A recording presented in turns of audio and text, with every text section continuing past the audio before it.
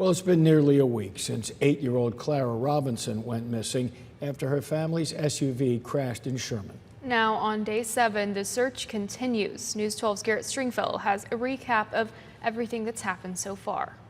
On Christmas Eve morning, a trip for the Robinson family turned deadly when their SUV carrying 6 family members left Highway 75, landed in a drainage ditch, and was being carried downstream by the raging floodwaters. It likely had to do with a large accumulation of water and maybe some hydroplaning, which is a very dangerous situation. Once they're in that drainage ditch, they're really at the mercy of the water flow and the speed at which that's going down. It's a tragedy, it really is. 4 of the 6 were rescued in the time shortly after the crash. The 2 that weren't, Durant basketball coach Will Robinson and his 8-year-old daughter, Clara. Reports that we had is that the father did have the little girl in his arms at one time during the event, and later they were seen they weren't together. So it looked like he was trying to save her, definitely.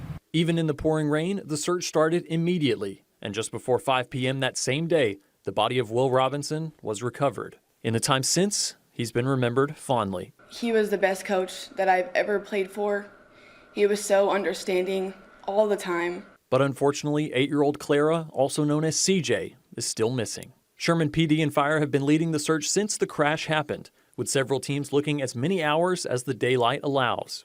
And in the past few days, they've been joined by several local, regional, and even state-level search teams. Even with no luck yet, and facing seemingly impossible odds, the mission remains constant. Finding this little girl. In Sherman, Garrett Stringfellow, News 12.